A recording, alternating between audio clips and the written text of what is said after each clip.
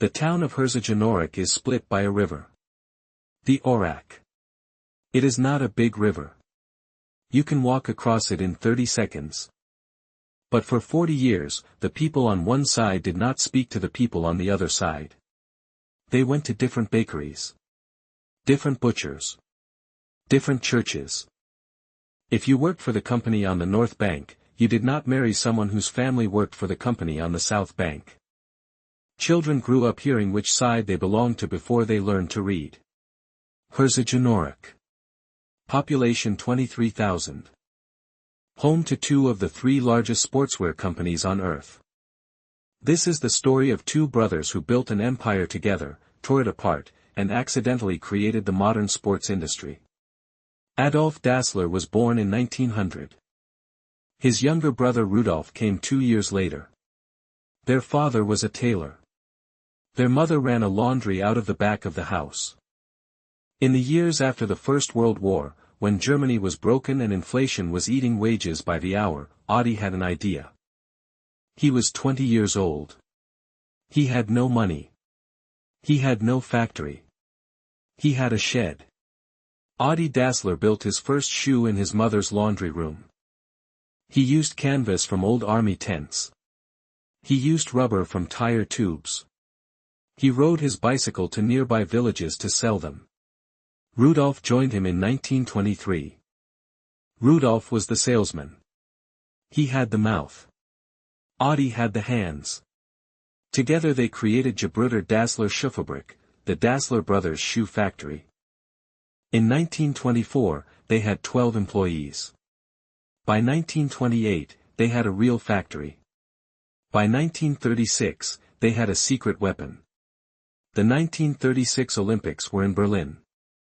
Hitler wanted them to be a display of Aryan supremacy. Jesse Owens was a black American sprinter. Adi Dassler packed a suitcase full of his shoes and drove to the Olympic Village. He walked up to Owens and asked him to wear his spikes. Owens had never heard of the Dassler brothers. No one had. He put on the shoes. He won 4 gold medals. The Dassler brothers had pulled off the greatest marketing move in sports history before sports marketing existed. Orders poured in from around the world. By 1939, they were selling 200,000 pairs a year. Then the war came. The factory was converted to produce anti-tank weapons. Both brothers joined the Nazi Party. Almost every German businessman did. You did not say no. But the brothers' experiences during the war would later become the fault line that split everything apart. Adi stayed in Herzogenaurach, running the factory. The Americans took the town in 1945. Tanks rolled through the streets. An American officer was sent to inspect the Dassler factory. His job was to decide whether to shut it down. Adi's wife Kay met the soldiers at the gate. She invited them in. She showed them around. She told them they only made sports shoes. The officer believed her. The Americans did not just spare the factory, they became customers. They bought baseball shoes and basketball shoes and hockey skates. The Dassler factory survived. Rudolf's war was different. He was drafted. He was captured. He sat in an American POW camp. And while he was in that camp, he became convinced that his brother had denounced him to the Allies. Adi had told the Americans that Rudolf was a committed Nazi. Adi had sold him out to save the factory. This was almost certainly not true. American military records show no evidence of any denunciation. Rudolf was released from the camp in 1946. He returned to Herzogenaurach.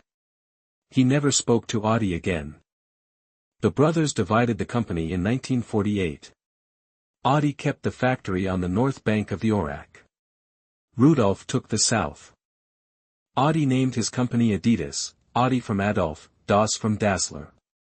Rudolf called his Ruda at first, then changed it to Puma. The river became a border.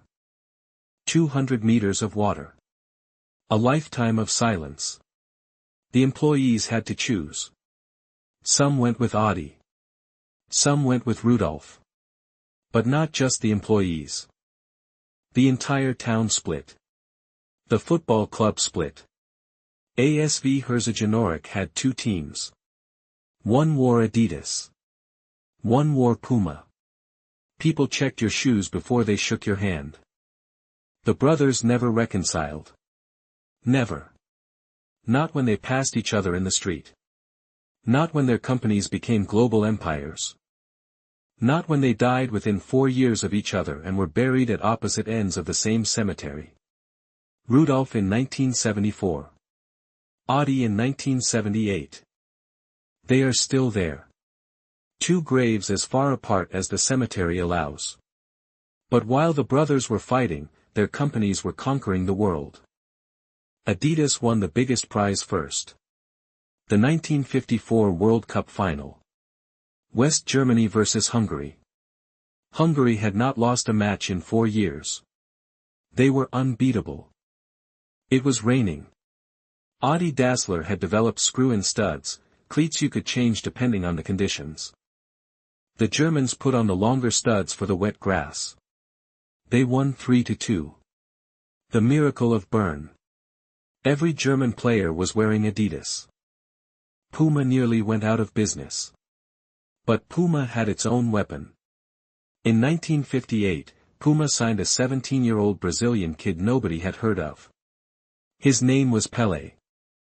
Puma paid him $120,000 to wear their boots in the 1970 World Cup. Before the final, Pelé stopped the referee and knelt down to tie his shoelaces. 100 million people watched him do it. Every camera in the stadium focused on his Puma boots. It was the most valuable shoelace in history. The brothers were dead. The war continued. Adidas and Puma spent the 1980s and 1990s fighting over athletes, fighting over contracts, fighting over everything. Then a third player entered the game. Nike.